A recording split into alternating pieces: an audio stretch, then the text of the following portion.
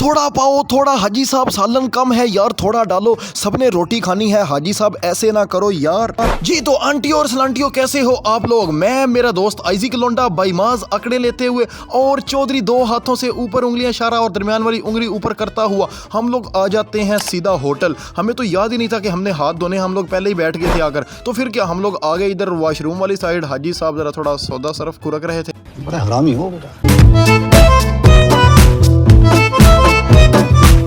लो तो guys finally हम लोग फ्रेश हो चुके थे। तो आते ही हम लोग आकर चेयरों और कुर्सियों पर आकर बैठ गए। तो आते ही हमने मेन्यू बुक पकड़ ली। तो आइजिक लोंडा ऐसे पढ़ने लग पड़ा मेन्यू बुक को जैसे अखबार पढ़ रहा हो। तो फिर क्या, हम लोगों ने हाफ केजी व्हाइट हांडी और हाफ केजी कढ़ाई मंगवा ली, जो कि बहुत ही शानदार और मजे की थी। फिर वही बात, हाजी ने इधर पहला कदम उठाया। हाजी कहता हुए परा बड़ो वे सारे इधर आने दो। तो फिर क्या, हाजी ने मेन जो बोटियां थी अंदर से उठा ली और बाईमाज ने अंदर से ही काम शुरू कर दिया। और बाईमाज से तो सबर ना हो सका, बाईमाज अंदर से ही शुरू हो गए क्योंकि इन्होंने 2 दिन से रोटी नहीं खाई थी। आइजिक लोंडे की तरफ जब मैंने कैमरा किया तो ये अपने आप को बड़ा संवारने लग पड़ा और बालों की तरफ हाथ फेरने लग पड़ा। हाजी से तो बिल्कुल सबर नहीं हो रहा था। हाजी ने फिर व्हाइट हांडी को पकड़ा और पहले कढ़ाई डाली थी। अब हाजी ने इधर 3-4 चमचे अपनी प्लेट्स भर दिए और प्लेट को तोन मन बुंजा कर दिया और हाजी दोनों हाथों से शुरू हो गया।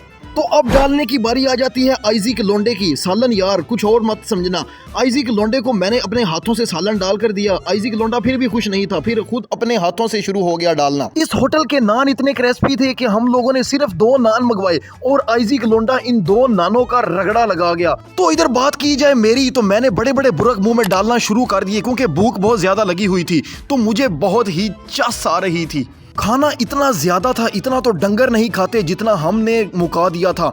और हाजी साहब अभी भी जुड़े हुए थे सारा कुछ मुक जाने के बाद भी। मैंने खाना इस कदर ज्यादा खा लिया था कि मेरी ऊपर और नीचे से पां हो रही थी। खाना खाने के बाद जो ही हम लोग होटल से बाहर निकले तो हमें एक बंदे ने रोक लिया और हमें अपनी तरफ बुलाने लग पड़ा। हमने देखा तो वो बंदा चौकीदार था। कहता उरे 10 मैनू ही फड़ाओ, वे की करी जाते हो। तो फिर क्या, फिर हम लोगों ने परे बाईमाज ने तो परे मुंह कर लिया और मैंने फिर इसको 10 रुपए दिए और जान छुड़वाई। खाना खाने के बाद सब लोग अपने घरों की तरफ चले गए थे। मैं और चौधरी मस्जिद में सीधा आ गए। चौधरी इधर बैठा था मस्जिद में। तो मैंने फर्ज पढ़ने के बाद मेरे बहुत पेट में दर्द हो रही थी तो मैं तो मस्जिद में ही लेट गया था क्योंकि बहुत ज्यादा खाना खा चुका था।